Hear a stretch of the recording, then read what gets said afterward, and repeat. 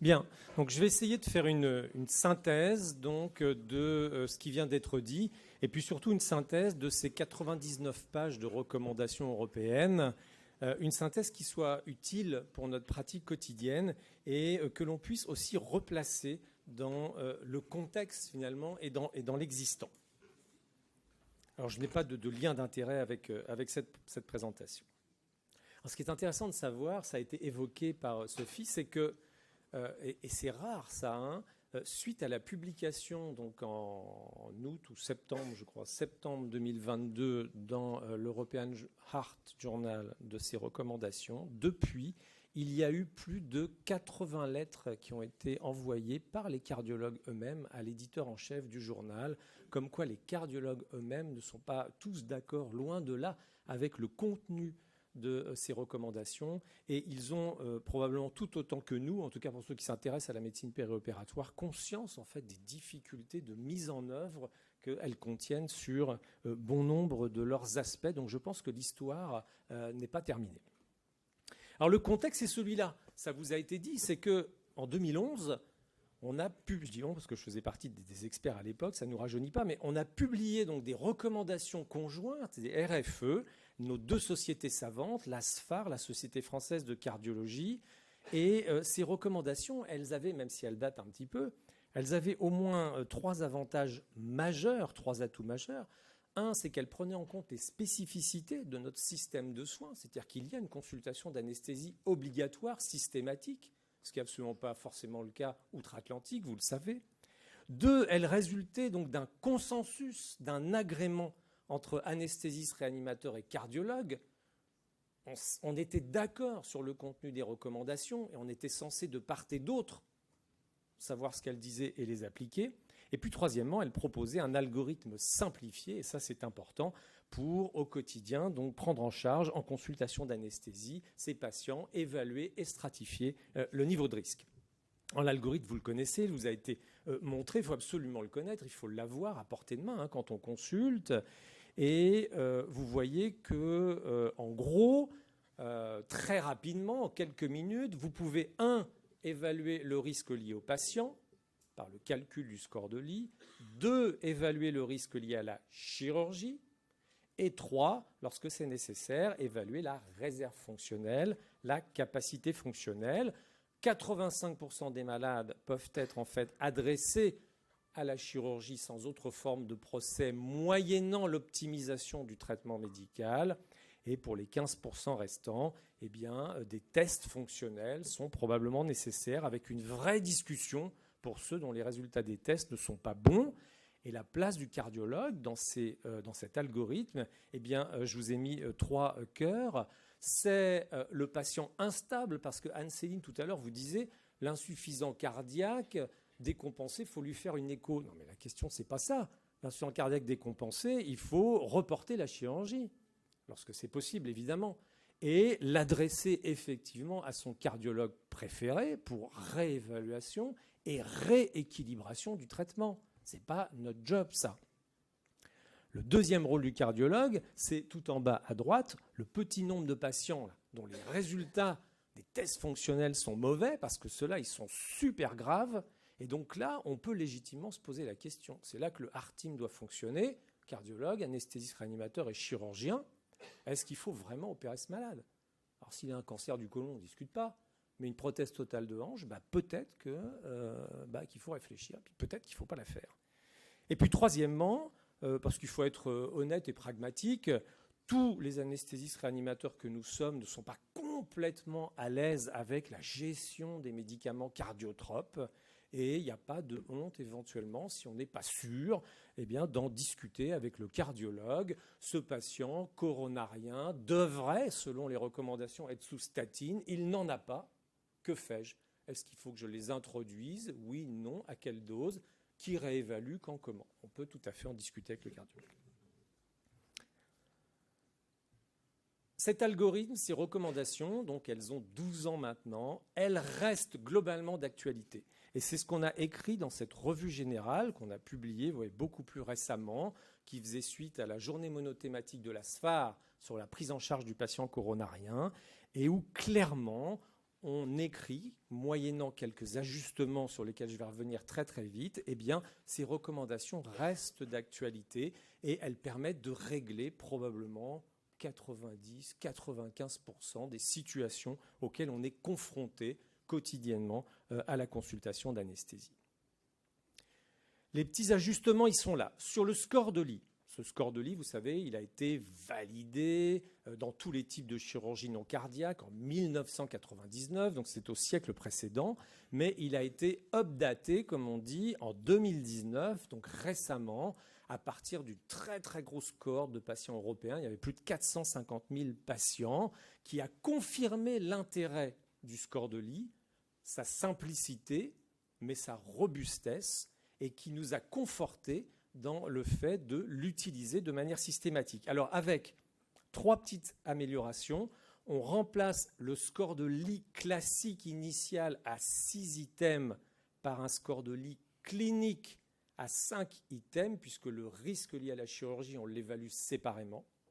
Deuxièmement, c'est tout type de diabète, insulinodépendant ou non.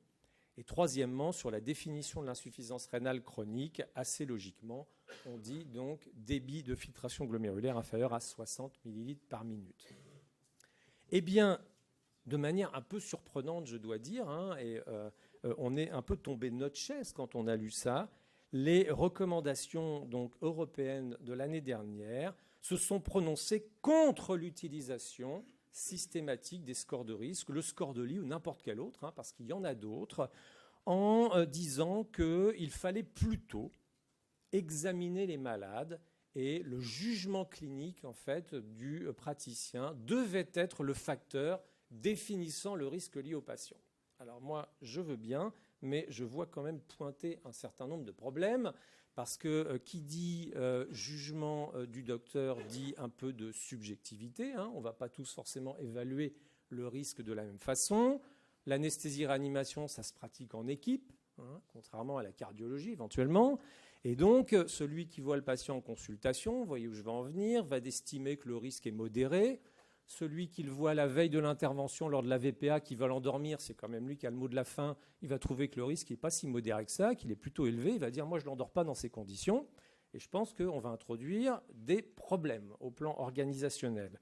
Donc, à mon avis, mais ça n'est que mon avis, puis on pourra en discuter, je pense qu'utiliser un score de risque, et le score de lit en particulier, me semble en 2023 tout à fait raisonnable. Il est simple, certains diront simpliste, il est robuste, il est validé, il est revalidé, ça marche. Le risque lié à la chirurgie. Alors là, il n'y a pas beaucoup de choses nouvelles dans les dernières recos. Donc vous avez ce tableau, il existait déjà dans la version 2012. Alors il a été un petit peu complété, c'est-à-dire qu'on voit maintenant apparaître, par exemple, la chirurgie endovasculaire de l'aorte, abdominale ou thoracique. On voit apparaître la chirurgie de résection pulmonaire vidéo-assistée. On voit apparaître la chirurgie des carotides symptomatiques qui a été upgradée en risque élevé. Il a le mérite d'exister, ce tableau, donc il faut l'utiliser. Mais comme ça a été dit tout à l'heure par Sophie, et je vais y revenir dans un instant, il n'est pas complet. Ça veut dire que vous ne trouvez pas forcément à tous les coups le libellé de la procédure de l'intervention qui est proposé aux malades que vous voyez en consultation. Et quand on ne trouve pas le libellé avec donc la stratification du risque, eh bien, on n'a que 2 options. Soit on extrapole à partir de ce qui existe dans le tableau, mais du coup, avec un niveau d'incertitude sur la preuve, soit plus souvent, ce qui se passe, c'est qu'on ne classe pas. Donc, on ne classe pas le risque lié au patient, à la chirurgie, pardon, parce qu'on n'a pas trouvé comment la classer. Et si on ne classe pas, mais on ne peut plus décliner l'algorithme, ou du coup, ça devient incomplet. Donc ça pose un problème. Et puis la capacité fonctionnelle. Alors là, que n'a-t-on pas dit Vous savez que le moyen le plus simple d'évaluer grossièrement la capacité fonctionnelle, c'est de poser cette question, êtes-vous capable de monter 1 ou 2 étages à votre rythme sans être essoufflé ? Alors on a dit oui, c'est n'importe quoi, c'est complètement simpliste, ça ne marche pas, ça ne prédit rien du tout. Donc du coup, il faut utiliser un questionnaire comme le questionnaire de Duke, mais il n'y a pas de version française, ou du moins il n'y avait pas jusqu'à récemment. Ou alors il faut faire des VO2 max, on ne va pas faire ça à tous les patients.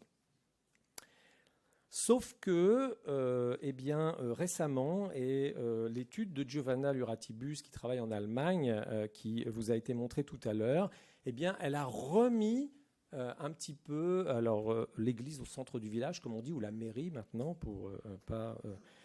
en disant, si ça marche quand même globalement, cette question-là, si le malade est capable d'y répondre, évidemment, il y aura toujours le contingent qui vous dira, je ne sais pas, je prends l'ascenseur, je ne sais pas, j'habite au rez-de-chaussée. Mais globalement, si le malade est capable de répondre à cette question, ça marche pour évaluer la réserve fonctionnelle. Et d'ailleurs, ça a été intégré dans les recommandations 2022, vous voyez qu'il y a un niveau de recommandation 2A, donc le bénéfice l'emporte largement sur le risque.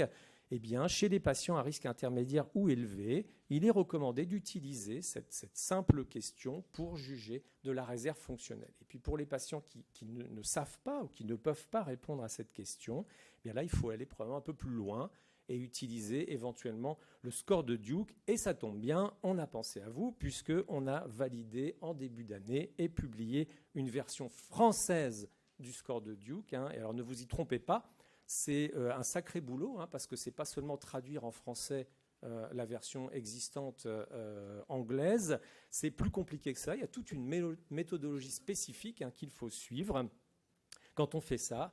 Et cette version française, ce F d'Asie, si on peut dire, il donne des résultats qui sont quand même très, très honnêtes. Vous voyez, la courbe en bleu, c'est la discrimination, avec donc une ROC AUC qui est bonne, et une fiabilité qui est également bonne. C'est un petit peu moins bien, ça c'est la courbe en orange, pour prédire le seuil d'anaérobiose, mais pour prédire une capacité fonctionnelle réduite avec une VO2 max, si elle était mesurée inférieure à 14, ça marche plutôt bien, mais évidemment, c'est plus long. Vous avez le questionnaire à droite, ça prend un petit peu de temps. Donc finalement, tout serait assez simple si les choses s'arrêtaient là. 1, j'évalue le risque lié au patient et le score de lit est toujours d'actualité, un petit peu modifié. 2, j'évalue le risque lié à la chirurgie lorsque le libellé figure dans le tableau, mais un certain nombre y figure quand même. Et 3, j'évalue, quand c'est nécessaire, la réserve fonctionnelle avec donc cette simple question ou avec un score comme le F d'Asie. Et puis donc ont été publiés les recos 2022 et là on se tape la tête contre les murs. Elles ont ajouté des choses nouvelles qui posent toutes des questions et qui posent toutes, quand on y réfléchit, des problèmes organisationnels. Et en même temps, ça vous a été dit, elles ont été endorsées par les AIC, ces recommandations. Il y avait 2 anesthésistes réanimateurs dans les auteurs, et du coup, on ne peut pas les balayer d'un revers de main ou faire comme si elles n'existaient pas. On est bien obligé de les regarder puis de se dire, mais comment on va faire pour faire évoluer nos pratiques et coller davantage à ces recommandations. Alors, elles disent, il faut évaluer la fragilité. Et c'est une reco 2A. Bon, on parle beaucoup de fragilité ces dernières années. On comprend bien, chez les patients de plus de 70 ans proposés pour une chirurgie à risque intermédiaire ou élevé, il faut évaluer la fragilité. Et pour ça, il faut utiliser un outil. Donc un certain nombre sont publiés, validés dans la littérature. Ce qui sous-entend quand même, 1, de connaître ces outils, 2, de les maîtriser, 3, de les appliquer à la consultation d'anesthésie, 4, donc de prendre le temps de le faire, je ne sais pas si vous l'avez, ou alors d'organiser dans votre institution un parcours où vous allez travailler avec une équipe mobile de gériatrie, si vous en avez une sous la main, capable de vous rendre des réponses dans le délai imparti pour ne pas différer les interventions de manière complètement déraisonnable. On est plutôt en phase, je pense globalement tous, mais on pourra en discuter avec cette recommandation-là. Le problème, c'est comment on la met en musique, comment on la met en pratique et comment on l'organise dans nos établissements respectifs. Pas si évident, je pense. Point suivant, donc ça, ce sont les 2 points probablement peut-être qui sont les plus polémiques. C'est donc la place de l'échocardiographie de repos. Donc là, je vais passer vite puisque Anne-Céline Martin vous en a parlé tout à l'heure, avec une libéralisation, on va le dire comme ça, des indications de l'échocardiographie de repos préopératoire, des indications, encore une fois, qu'on ne discute pas, qui sont claires, des non-indications qui sont claires, et puis donc au milieu, cette zone grise là, qui est extrêmement vaste en fait, qui inclut beaucoup de patients, encore une fois, et pour lesquels, honnêtement, le niveau de preuve de la valeur ajoutée d'une écho préopératoire sur le pronostic des malades ou sur la stratégie que vous allez mettre en œuvre pour réduire un éventuel surrisque que vous auriez mis en évidence avec l'écho, eh ben, il est extrêmement faible et on ne sait pas du tout, en gros, ou pas très bien, voire pas du tout, en effet, ce qu'il faudrait faire. Et avec donc ce point-là, là, pour lequel Anne-Céline a mis justement un point d'interrogation, c'est l'écho-pocus, c'est-à-dire est-ce qu'on doit rajouter à la consultation d'anesthésie et à notre examen clinique l'insonation, inspection, palpation, percussion, je ne sais pas si vous percutez encore beaucoup les malades, auscultation, insonation. Bah, pourquoi pas ? Pourquoi pas ? Les Canadiens sont en avance sur nous sur ce sujet-là, mais ça veut dire qu'il va falloir s'y mettre pour ceux qui s'y sont pas mis, qu'il va falloir s'équiper. Ça veut dire qu'il va falloir avoir la compétence, parce que si on adresse tous ces patients-là au labo d'écho et à la consultation des cardiologues, je pense que très très vite, contrairement à Anne-Céline, ils vont arrêter de sourire. Les biomarqueurs, bah Sophie vous a montré tout ça. On vivait sur la version 2014 des recommandations. On était plutôt en phase avec ça, parce que dans les recos françaises, je suis parvenu là en 2011, on ne disait pas grand-chose sur les biomarqueurs. Bon, il y a 12 ans, on avait moins de données. On n'était pas bien au fait de ça. 2014, les recos européennes, c'était assez clair finalement. C'était prudence. Recos faibles sur l'intérêt préopératoire, post-opératoire du dosage de troponine, du dosage de BNP ou NT pro-BNP. Peut-être, oui, peut-être, non. Soyez réservé parce que finalement, on ne sait pas encore très bien quoi faire de ces malades-là chez qui on va détecter des élévations des biomarqueurs. Donc, on va être un peu embêté. Puis tout ça, effectivement, ça a un coût ou un surcoût, comme a dit Sophie. L'évolution entre la version 2014 et la version 2022, elle saute aux yeux. Il n'y a qu'à regarder les couleurs, avec là aussi donc une libéralisation très importante des indications de dosage des biomarqueurs cardiaques en préopératoire, en post-opératoire, surtout pour la troponine qui devient largement, très largement recommandée. Alors, Sophie vous a montré ça. On s'est dit, nous, à Lyon, on avait quand même l'impression que jusqu'ici, on faisait pas mal, qu'on était en phase avec les recommandations européennes, françaises. Et puis, on s'est dit, mais qu'est-ce qui nous sépare de ces nouvelles recommandations ? Et donc, on a fait cette étude un jour, rétrospective, donc 250 malades opérés un jour donné sur les hospices civils de Lyon. On a exclu la chirurgie cardiaque, on a exclu tout ce qui est obstétrical et tout ce qui est procédure de cardiologie structurelle hors bloc opératoire. Donc la chirurgie in bloc, d'accord ? Et ça a été publié donc en juin sous forme d'un éditorial dans l'European Journal. Et ce qu'on a trouvé, ça doit être assez proche, je pense, de ce que vous connaissez, c'est que sur ces 250 patients, quasiment les 3/4 avaient des facteurs de risque cardiovasculaire, ce que Sophie vous a rappelé tout à l'heure. 3/4 des patients. 1/3 avaient une cardiopathie connue, documentée. Donc vous voyez tout de suite le lien avec les indications sur le dosage des biomarqueurs, sur la pratique de l'échocardiographie. Sur le risque lié à la chirurgie, ce qui ressortait surtout, c'est la ligne du bas. C'est qu'une fois sur deux, le docteur anesthésiste, il n'avait pas classé le risque lié à la chirurgie. Probablement qu'il n'a pas trouvé dans le tableau, en fait, le libellé, et qu'il n'a pas voulu extrapoler sans savoir. Mais encore une fois, si on ne classe pas le risque lié à la chirurgie, on ampute l'algorithme d'une partie de la réflexion, et ça pose évidemment question. Et quant aux 2 points donc, les plus polémique, j'ai envie de dire, c'est-à-dire faire une écho ou ne pas faire d'écho, doser les biomarqueurs ou pas doser les biomarqueurs, vous voyez, quand on regardait donc pour l'écho, si on se fie au reco, 17% des patients auraient dû bénéficier d'une échocardiographie de repos. Ça faisait 43 échocardiographies supplémentaires à faire au labo d'écho, ce qui est une augmentation à 2 chiffres par rapport à l'activité quotidienne, en tout cas à Lyon. Et le ratio, l'adéquation au reco, c'était 0,2. Quant au dosage des biomarqueurs, un quart des patients étaient éligibles au dosage des biomarqueurs et en réalité, aucun n'en a eu. Donc, on s'est dit, on a du chemin à parcourir si on pense que ces recos doivent être appliqués à la lettre, stricto sensu. Pour l'écho, on ne va pas avoir de réponse tout de suite. Il va falloir se contenter de ce que nous a dit Anne-Céline et puis avoir probablement une approche, en tout cas moi c'est ce que je pense, assez raisonnable en y allant quand même mollo et en voyant ce qu'on peut faire sur place.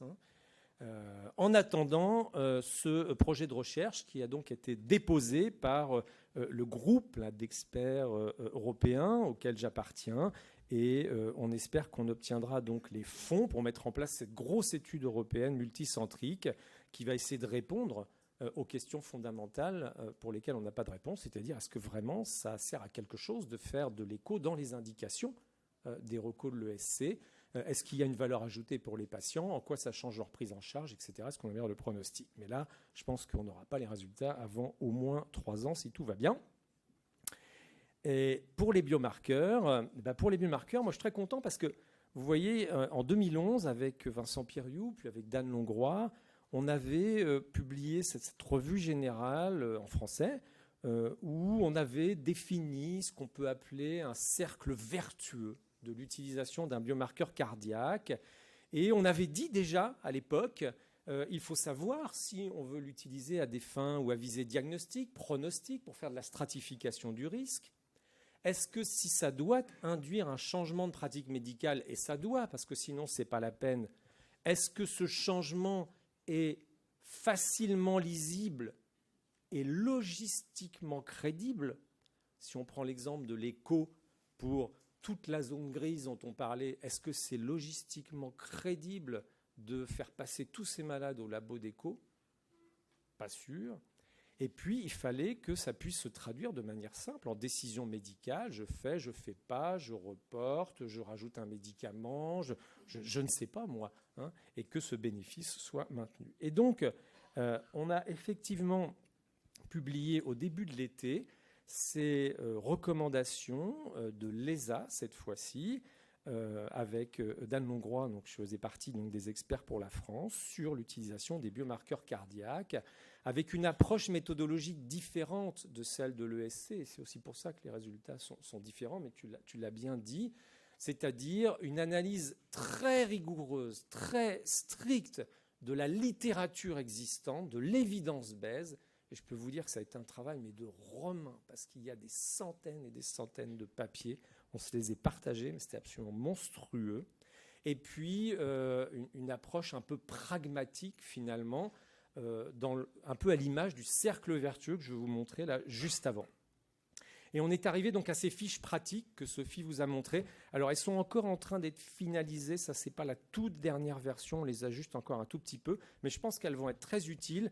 Quoi faire avant la chirurgie? Quoi faire après la chirurgie? Et là, vous voyez que ce n'est plus du tout la même histoire, puisque que vous considériez les aspects pronostiques, prédictifs ou en termes de management et de gestion des patients, la qualité de l'évidence scientifique est souvent médiocre, très faible, voire même aucune data disponible, analysable, et donc ça débouche sur des recommandations qui sont toutes soit faibles, soit l'absence de recommandations possibles. Autrement dit, débrouillez-vous. Et en post-opératoire, c'est pas mieux. On arrive à peu près à la même chose avec une qualité donc, de l'évidence qui est modérée pour la troponine post-opératoire. C'est vrai, c'est peut-être là qu'il y a mais Sophie l'a dit. Pour le reste, vous voyez, c'est pas bon. Et là encore, ça débouche donc sur des recommandations qui sont des recommandations faibles, voire absence possible de recommandations. Ça ne veut pas dire qu'il n'y a pas un intérêt pour certains patients à doser la troponine post-opératoire, mais ça veut dire que le niveau de preuve dans la littérature n'a pas permis au groupe d'experts d'élaborer des recommandations pour la pratique. Donc en conclusion, l'évaluation préopératoire, elle est basée sur Le risque lié au patient et le score de risque ou un score de risque reste à mon sens d'actualité. Le risque lié à la chirurgie, et il va falloir compléter en fait, les tableaux existants pour qu'on puisse l'évaluer le plus souvent possible et que ça ne manque pas une fois sur deux. Et l'optimisation du traitement médical des patients, qui est un autre volet qu'on n'avait pas le temps d'aborder dans cette session.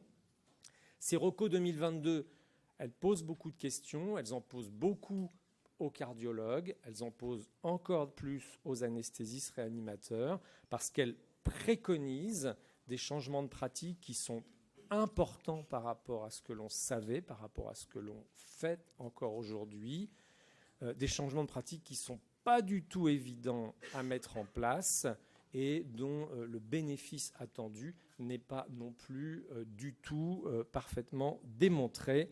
Je vous remercie.